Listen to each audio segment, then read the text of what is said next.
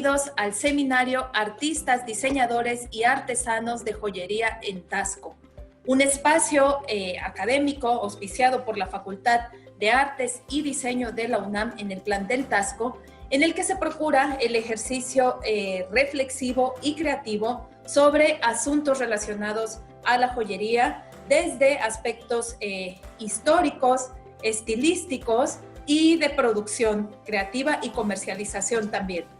Les damos la más cordial bienvenida a esta nueva versión del seminario, del ciclo de conferencias de este seminario a través de la plataforma Zoom, a través de la cual vamos a estar enlazando y emitiendo este ciclo de conferencias todos los sábados a las 10 de la mañana. Recuerden que es de transmisión abierta y gratuita, por lo tanto, los esperamos de manera muy puntual todos los sábados a las 10 de la mañana en esta nueva versión vía teleconferencia. Quiero aprovechar para agradecer a las distintas instancias académicas de la Facultad de Artes y Diseño y de Difusión Cultural que hacen posible esta transmisión y también la producción de contenidos que ha estado a cargo de algunos académicos de la facultad en el plantel Taxco, como el maestro Alan Gómez y Javier Jiménez, y por supuesto el agradecimiento a los alumnos participantes del comité organizador de este seminario, a Pablo Galicia, quien es el productor de todos los gráficos que vemos a lo largo de nuestras transmisiones y de las promocionales de este seminario, y al alumno David Martínez, quien es el productor de contenidos de video y postproducción. Además, por supuesto, de Pilar Rolandini y Daniela Correa, quienes están en apoyo logístico. Pues bueno, esta nueva versión del seminario en teleconferencias se inaugura con la participación de una historiadora del arte referente obligado para los estudios de la platería moderna mexicana y para la historia de la platería en Taxco. Me refiero a la doctora Penny Morrill. Bienvenida, doctora. Buenos días. Perfecto. Buenos días, doctora. Bienvenida. Bueno, la doctora es historiadora del arte y docente en la Universidad de George Mason en Estados Unidos.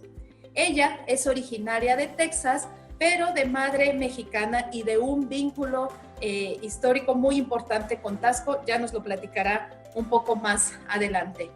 Buena parte de su vida se ha dedicado a investigar, rescatar y dar a conocer el arte colonial de México y la historia de la platería mexicana moderna. En conjunto con la doctora Hortensia Calvo y la doctora Cristina Hernández, ha trabajado en el establecimiento de la colección Spratling Taxco en la Biblioteca Latinoamericana de la Universidad de Tulane para aportar al estudio de la tradición e innovación de la plata en México. Ella es cofundadora de la colección permanente de plata moderna mexicana en el Museo LACMA de Los Ángeles, California, y ayudó en el desarrollo de una colección en el Museo de Bellas Artes de Boston.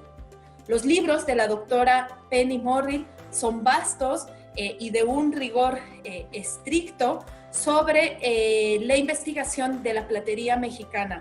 Particularmente se destacan sus libros Mexican Silver, Silver Masters of Mexico, Maestros de la Plata, William Spratling y el arte del renacimiento de la plata.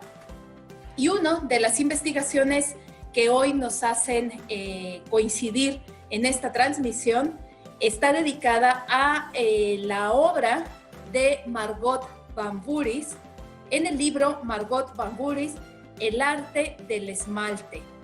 Y el más reciente libro y aportación de la doctora Morrill es el titulado Soñar en Plata, recién publicado en el año 2019 por la Universidad de Texas Press. En esta ocasión, la doctora Penny Morrill compartirá con nosotros parte de las investigaciones sobre las innovaciones tecnológicas que procuró Margot Van Buris o Margot de Taxco con el uso de los troqueles y los esmaltes. Bienvenida, doctora Morrill, bienvenidos todos. Comenzamos. Muchísimas gracias. Quiero dar gracias especialmente a Mayra por darme la oportunidad de hablar sobre Margot Van Burgis, una figura importante en la historia moderna de Taxco. Entonces, vamos a empezar con la ponencia. Margot Van Burgis inició su taller de plata Margot de Taxco en 1946. En el próximo año, un representante de una empresa de esmaltes llegó a Taxco y por suerte, Margot encontró tiempo para reunirse con él. Ella fue cautivada por el material y sus posibilidades de aplicaciones en plata. Como pintora, la idea de que podía trabajar en el color y la plata fue un desafío provocativo para ella. Margot probablemente recordaba haberlo admirado el arte de cloisonné chino en San Francisco. El taller de esmalte se encontraba inicialmente en un edificio frente al ayuntamiento. Margot y su director del taller de plata, Miguel Meléndez, exhortaron a Sigi Pineda a unirse a Margot de Taxco.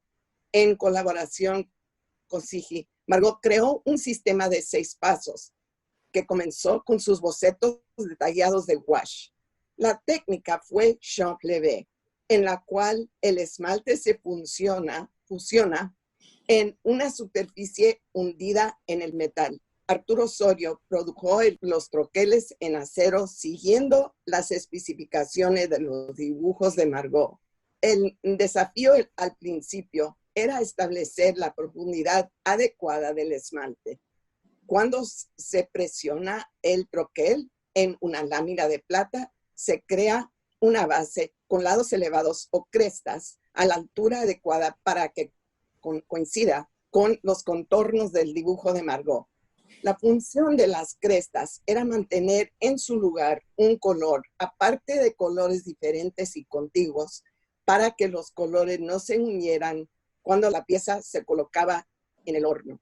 En la mayor parte, las líneas del diseño talladas en el troquel de acero tenían una profundidad de 1 a 2 milímetros, lo que se traduciría en crestas de esa altura. De vez en cuando era necesario limar la plata cuando las crestas eran demasiado altas.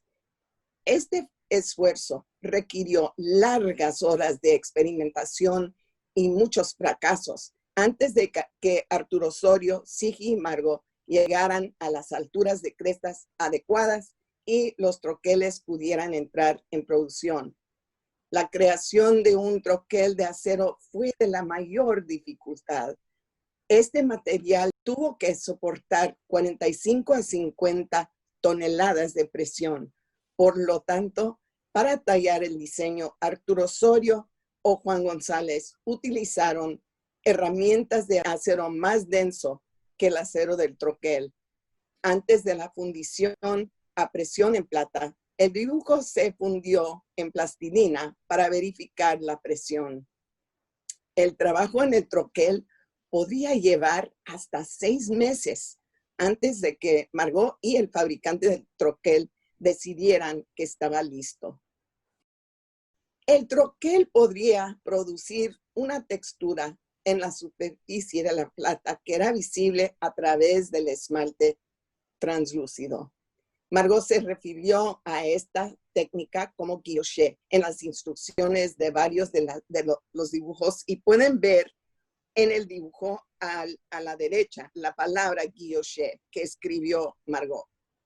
Ella escribió guilloché en las instrucciones de varios de los dibujos, pero en realidad puede haber sido bataille.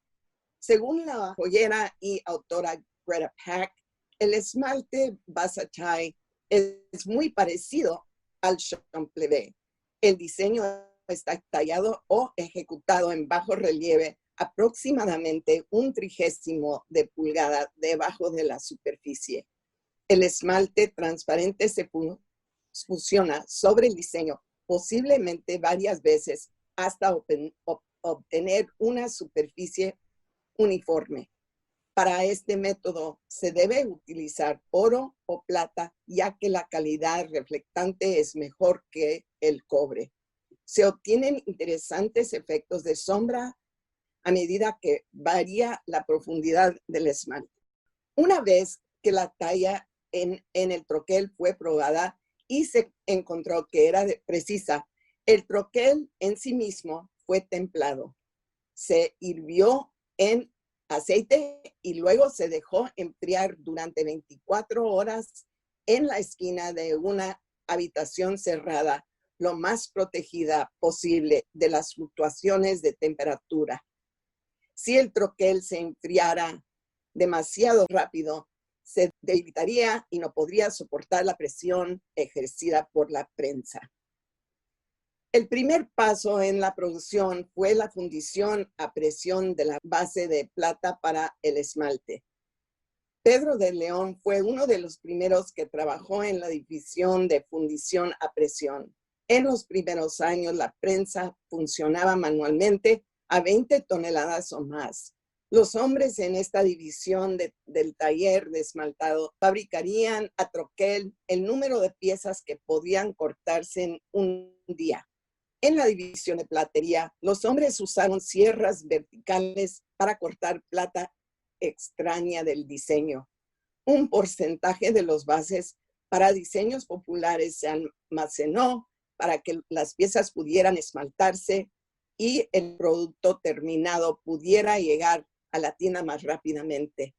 El contenido de plata para las joyas de esmalte era de 980 partes de plata a 20 partes de cobre. El contenido de plata 980 proporcionó un material que era más suave y fácil de manipular con una prensa. La reducción en cobre también significó que las joyas no se empañarían tan fácilmente contra la piel. Gemelos idénticos, Germán y Servando López, fueron reclutados para trabajar en la división de platería del taller de esmalte. Macedonio Martínez, Rafael Serrano, Manuel Flores, Jumecindo Palacios y Melesio Rodríguez, que se habían sido parte del taller original de plata, trabajaron más tarde en esta segunda fase de producción en el taller de esmalte. Manuel Quinto fue el primer gerente de existencias para el taller de esmalte. La tercera fase implicó terminar la pieza de plata. La forma en plata no pudo tener defectos por ser visibles a través del esmalte translúcido.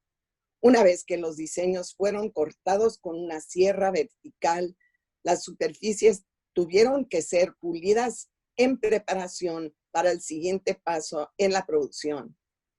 Se perdió algo de plata en el proceso de pulido, aunque se intentó capturar las limaduras de plata y usarlas para producir el material para soldar, que siempre tenía un contenido de cobre más alto que la pieza misma. En la cuarta fase, los artesanos se encargaron de unir las diversas partes del collar o brazalete usando eslabones hechos de alambre de plata. Quiero ir a la imagen antes. Pueden ver en cada uno de los dibujos de Margot, ella escribió C o C con oro. Antes de aplicar el esmalte, la forma de plata requiere recocido, enfriamiento y decapado. El esmaltado de la base fue la siguiente fase supervisada por Sigi Pineda. Contemporáneamente, ningún otro taller en Taxco estaba empleando mujeres. Margot y Sigi reclutaron y contrataron mujeres para el esmalte porque el proceso requería concentración y ligeros movimientos de la mano. Las áreas a pintar eran minúsculas y los pinceles eran pequeños. Además, no había margen de error con el color, por lo que se necesitó un talento especial para pintar el esmalte en el nivel correcto, dentro de las crestas en la superficie de la joyería, como puede ver en el pajarito de múltiples colores. Fue un diseño muy difícil de crear. En numerosas piezas se colocó una capa muy delgada de pan de oro de 24 quilates debajo del esmalte transparente, una técnica que requería destreza y precisión. Numerosos dibujos, como dije antes, indican que ciertos colores deben aplicarse con oro. María Elena Flores fue la principal artesana y Belarmina Palacios fue la maestra en la sección de esmaltado. Otras esmaltadoras fueron Reina Arrellano, Socorro Campo, Oralia Castrejón y María Pineda. En años posteriores, Vicenta Rodríguez fue maestra del esmaltado. Las artesanas aplicaron el esmalte de acuerdo con los dibujos e instrucciones de Margot. Después de aplicar el esmalte, la pieza se coloca sobre una placa de metal perforada que se introduce en el horno. Las mujeres colocaron las piezas en uno de los dos hornos a 1400 a 1600 grados. Las piezas fueron enviadas de vuelta a los hombres para cualquier soldadura que tuviera que hacerse y para el pulido final. Bueno, ahora, de igual importancia fue la experimentación con la técnica. En este espíritu de experimentación, Margot desarrolló una fórmula secreta para el proceso de esmaltado. Para los esmaltes policromáticos, Margot pudo haber usado un grano más grande de esmalte que habría retenido su color cuando se disparó, incluso al tocar otros granos de mismo tamaño. Los esmaltes opacos, que tenían colores más profundos y brillantes, no se molieron tan finamente como los esmaltes transparentes. Cada tipo tenía su propia belleza especial, ya que los esmaltes transparentes permitían el uso de pan de oro.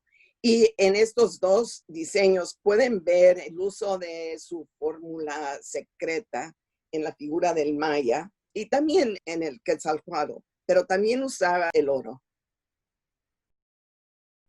El más famoso collar de Margot es el collar de serpiente. Y este collar estaba formado por la cabeza y la cola con 25 partes adicionales para el cuerpo. Alfileres de plata o remaches mantenían las piezas juntas, lo que permitía la flexibilidad del collar.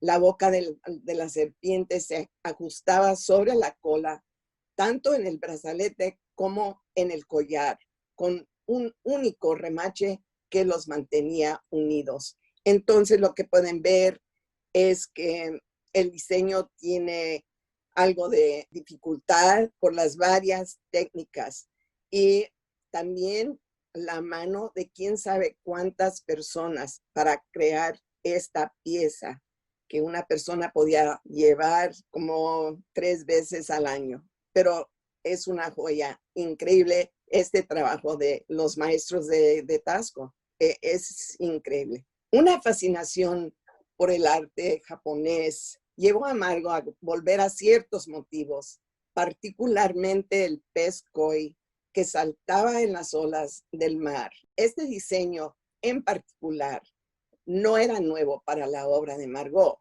porque ella lo había desarrollado en los castillos. Las ondas rizadas se cruzan con las formas curvas de los peces para producir líneas de movimiento alternas. La representación de los peces y las olas es realista y tridimensional, y debido a que está comprimida dentro de una superficie pequeña, el efecto es dinámico. Este diseño es maravilloso. Margot describió el crisantemo como un tema asiático en varios conjuntos. La extravagancia de los pétalos que se superponen y fluyen representa tanto un fenómeno natural como lo abstracto, en un movimiento lineal que apenas está contenido. Otros diseños florales de Margot son delicados en apariencia. El valle debajo de Taxco está adornado con flores de campanilla durante la temporada de lluvias. Estas flores están elegantemente representadas en un collar y pulsera por Margot como formas opuestas. Cuando viajaba Margot, siempre llevaba una lupa y detenía, aquí estamos, una lupa y detenía el auto para mirar flores y plantas. Algunos de los diseños visualmente más agradables representan hojas en varios tonos de verde. En estos, varió el nivel de saturación de color y la opacidad del esmalte para mejorar la variedad de formas, colores y movimientos. Una de las adaptaciones más sofisticadas de Margot del motivo de la hoja se puede encontrar en el collar 5583. Es uno de los más sofisticados, como dije. El diseño revela la habilidad de los plateros que trabajaron con Margot. El patrón floral es ligeramente convexo y se mantiene en su lugar mediante un borde de plata que sigue el contorno del motivo central del collar. El respaldo se oxidó para proporcionar un efecto de caja de sombra para el patrón floral. Es una maravilla. Margot viajó a Italia en los años 60, pero el arte de la antigua Grecia y Roma ya era una influencia importante. En un diseño inicial, el retrato del perfil posterior de un emperador romano está en un formato que se asemeja a una moneda. Esta pieza revela una tridimensionalidad implícita con el uso de color transparente sobre pan de oro en contraste con un fondo opaco oscuro. En un uso innovador del esmalte, el color y el brillo del retrato se combinan para sugerir la pátina de una moneda antigua. Me encanta también este diseño.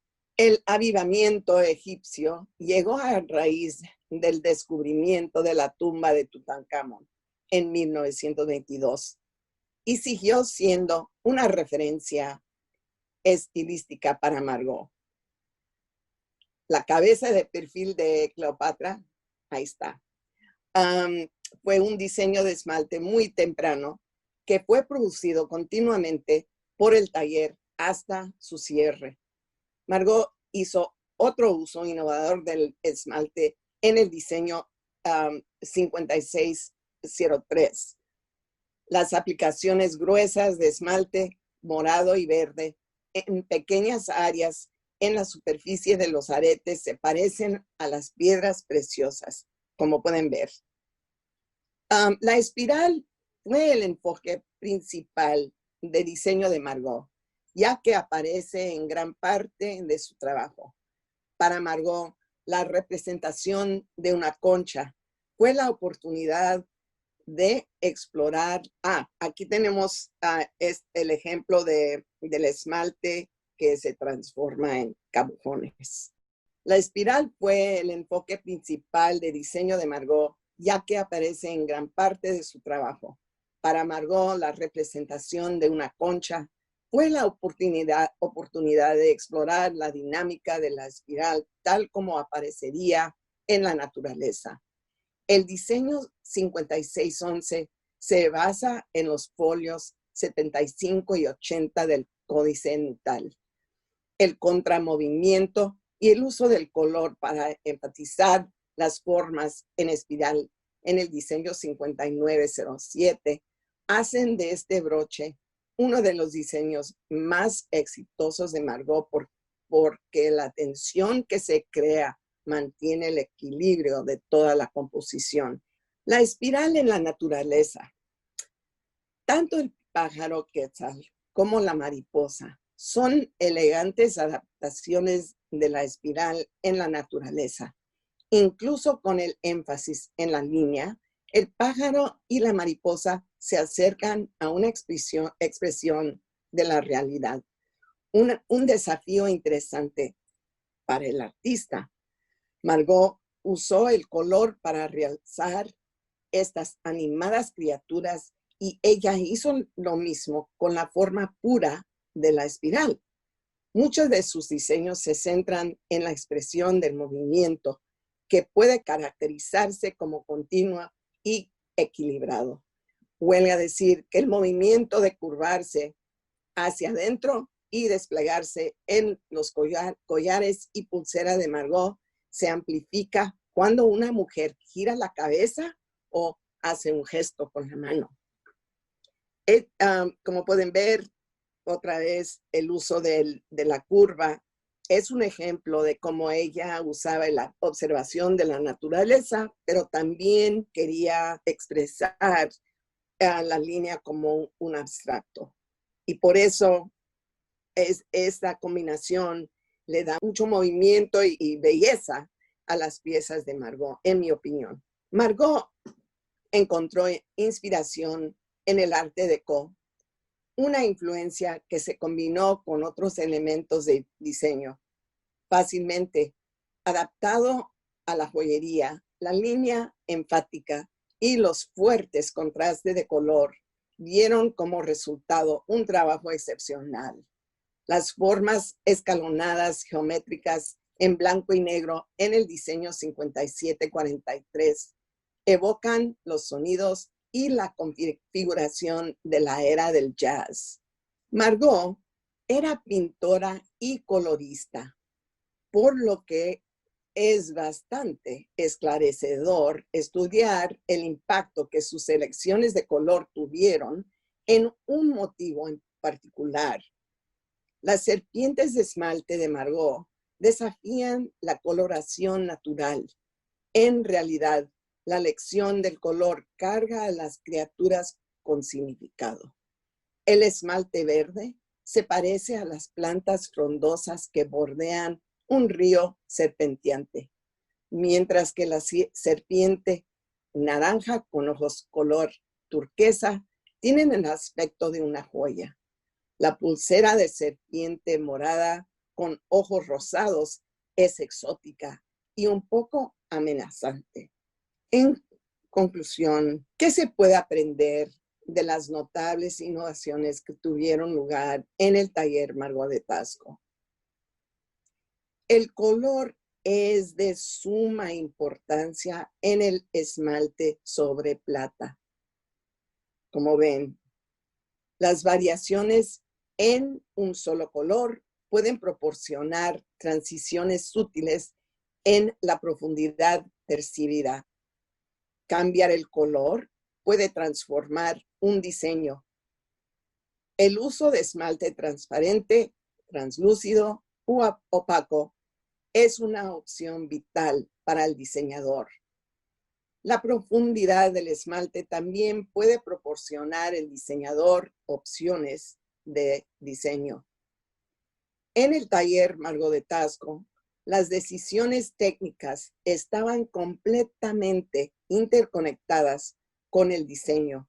La belleza de la joyería de Margot fue concebida en su imaginación y cobró vida como resultado de las extraordinarias habilidades técnicas de los miembros de su taller.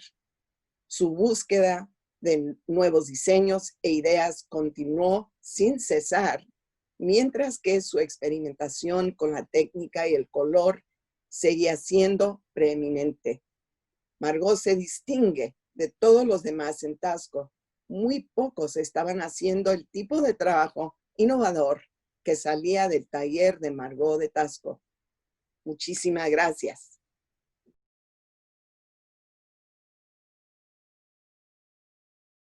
Envié como 12 o 24, no puedo recordar, al museo para que donación al museo. Entonces, ellos tienen el libro que pueden comprar y el dinero va por la ayuda de crear el museo. Pues mis abuelos tenían el primer hotel turístico en Tasco, que se llamaba el Hotel Tasqueño. Ahora es una escuela para jóvenes. Y pues tenían este hotel en 1931 hasta 42. Regresaron a los Estados Unidos para la Guerra Mundial y después regresaron a México y tenían hotel en Guerrero.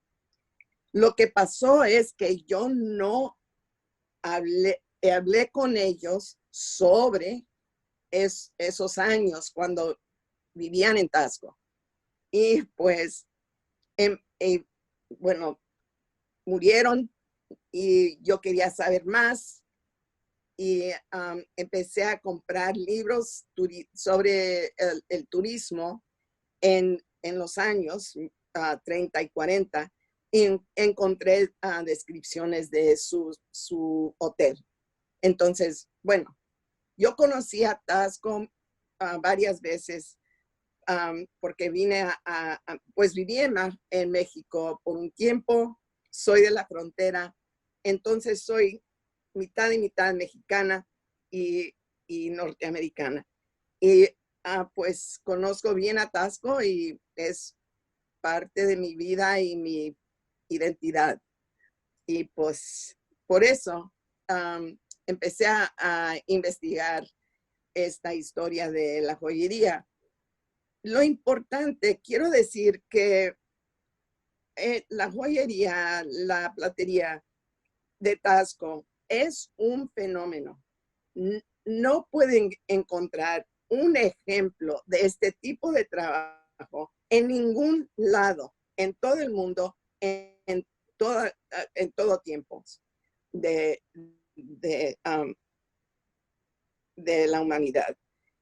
Taxco es un fenómeno artístico, es todo lo que puedo decir. Y, y entonces es muy importante tener este museo, tener estos seminarios y conocer esta historia. Otra cosa es que en muchos lados no dan importancia o historia o a la joyería, los artes de la casa. Pero en Inglaterra y en Francia sí. Como en el Museo Victorian Albert, tienen una colección enorme de joyería. Y también tienen ejemplos de la joyería de Taxco en Londres. También en este momento, por lo que inicié y ayudé a crear, es una colección ahora en los Estados Unidos. Importante esta colección. Está en Los Ángeles. El nombre del museo es Los Angeles County Museum of Art, LACMA se llama. Y pueden encontrar esta colección en el web. Es interesante para ustedes ver estas piezas. Son diseños de todos los grandes de la época de los años 40 y 30, 40 y 50.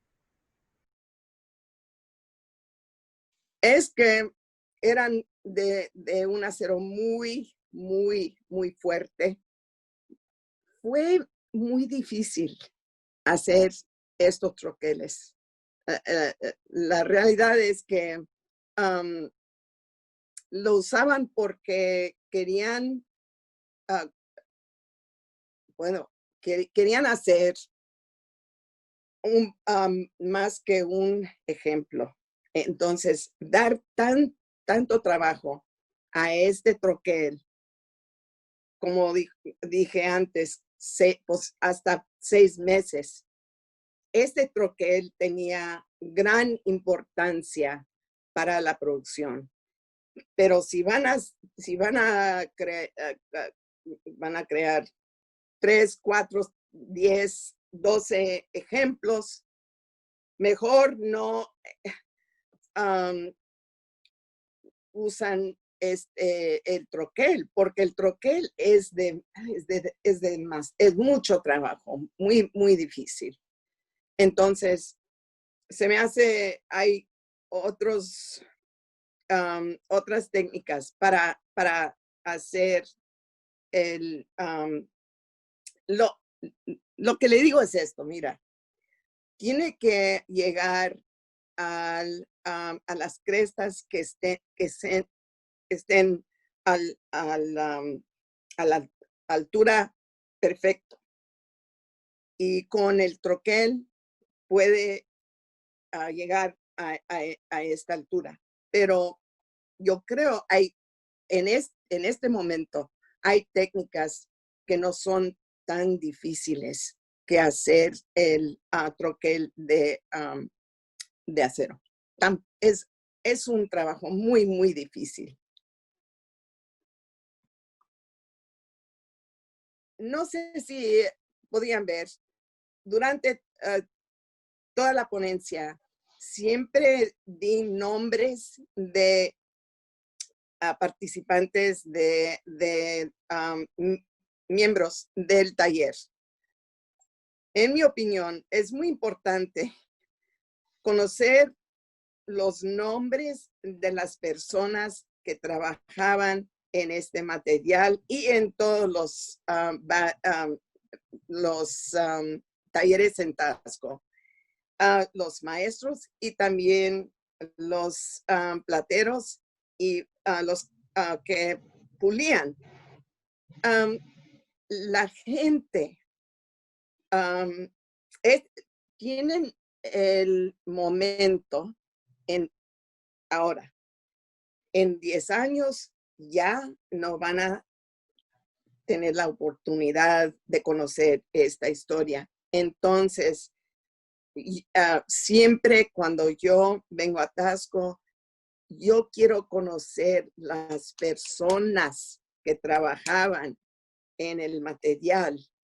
Y yo siempre entrevisté a los plateros y los que trabajaban en la platería. Eso es lo más importante, saber quién. Ok. Bueno, una pregunta tan importante. Como yo soy historiadora del arte, entonces yo veo estas piezas como ejemplos de la arte, de la joyera y bueno, de todo el taller. Entonces, tienen que pensar en mucho para crear un ejemplo que pueden vender. Como en este ejemplo, los colores son en contraste. Y entonces tiene que pensar en el color, tiene que pensar en el tipo de diseño para que sea el abstracto y también de la naturaleza y una forma que puede mover cuando mueva la mujer. También tienen que hacer estas piezas enseguida. No pueden hacer una pieza y después ya no voy a hacer esta pieza. Es una joya tan importante, un ejemplo de mi arte. Tienen que vender ejemplos de estas piezas y pensar en el mercado. ¿Qué pueden vender? ¿Qué tipo de joyería pueden vender? ¿Qué va a fascinar a la mujer? Y pues, y el color es algo muy especial y muy diferente. Y puede ser como este ejemplo, que se ve como esmeralda, o puede ser como un diseño de líneas. Pero tienen que pensar en el mercado y qué pueden vender y cómo pueden vender juntos, como una colaboración no tanto de diseño y de técnica, pero también de pensar en salir de Tasco al vender en México, en Argentina, en Europa y en los Estados Unidos. Bueno, es mi... Gracias. Te digo eso cada vez que voy a Tasco. Gracias, doctora. Estamos ya por cerrar. Si alguien más, Andrea Ruiz tiene una participación, le vamos a mandar el micrófono.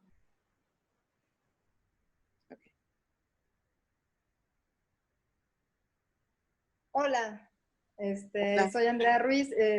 Muy contenta de escuchar esta charla. De verdad es importantísima esta investigación histórica para nosotros, para México, porque desafortunadamente hay muy poca gente en México que se ha dedicado a investigar de esta manera. A mí siempre me ha intrigado lo del fenómeno de Taxco como tal,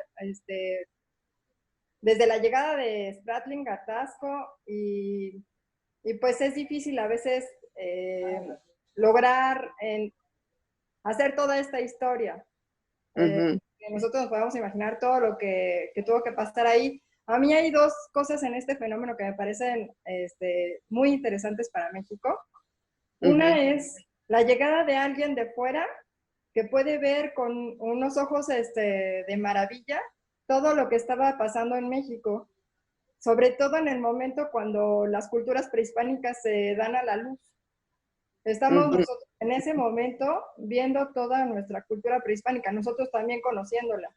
Entonces esto tiene un impacto en el mundo. Al mismo tiempo también, esto sucede en Egipto y en otros lugares. Yo siento que esto causa una fuerte impresión en la inspiración. Y también lo veo ahora en esto que se muestra aquí del trabajo de Margot.